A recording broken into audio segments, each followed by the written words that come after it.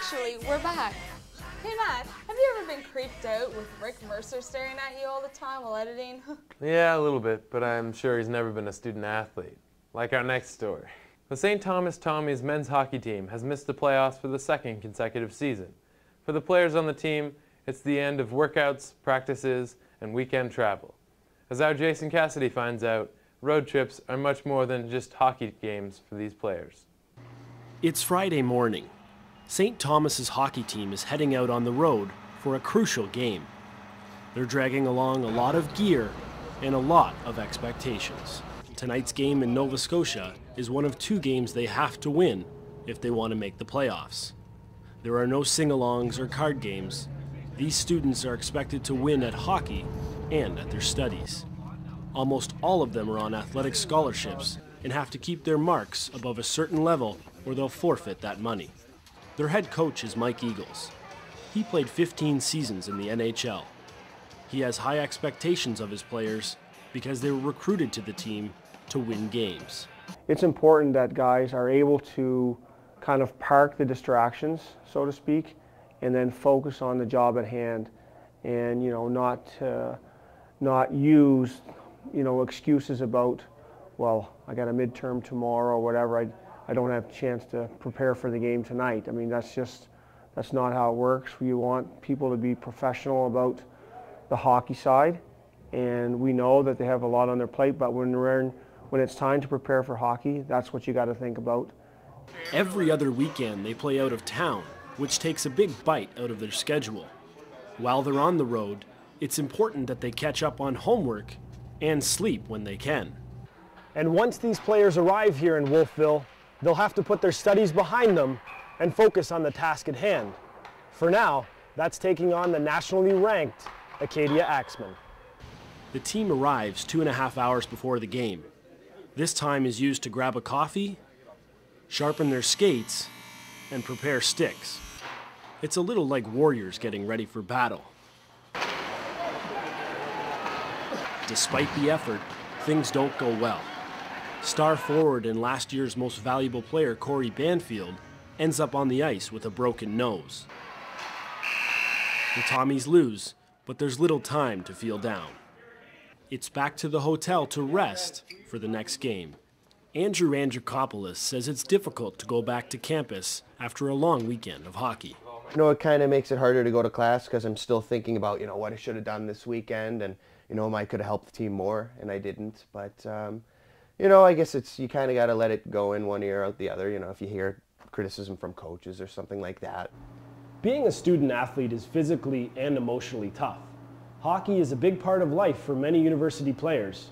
For some, they'll go on to play professionally, but for others, this is the end of the road as an athlete. Ryan Lear is a defenseman who will graduate in a couple of months.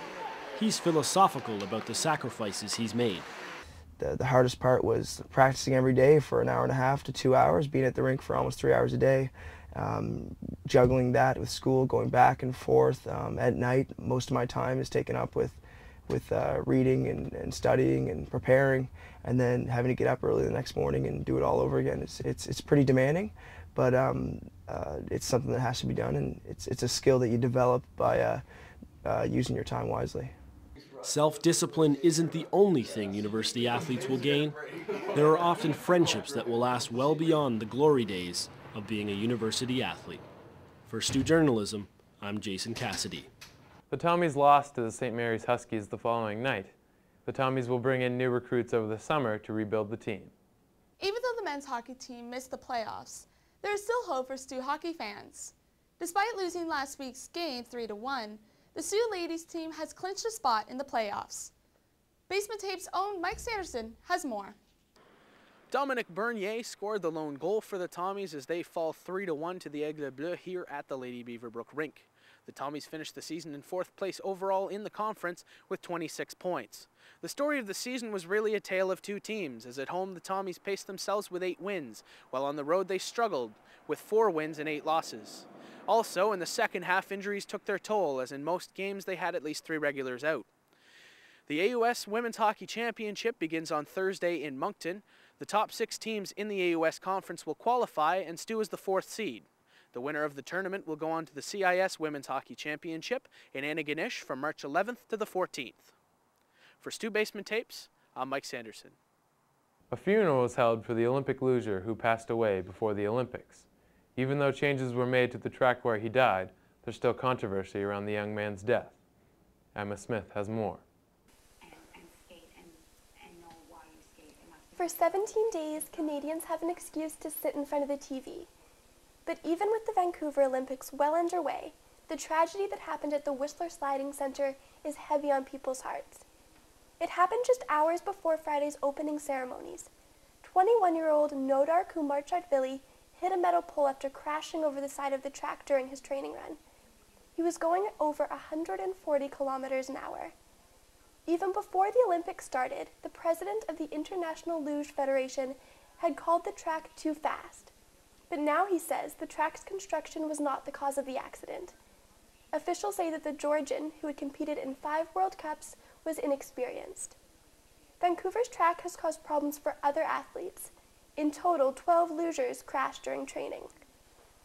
The president of the Georgian Olympic Committee says the blame should not be on the young athlete.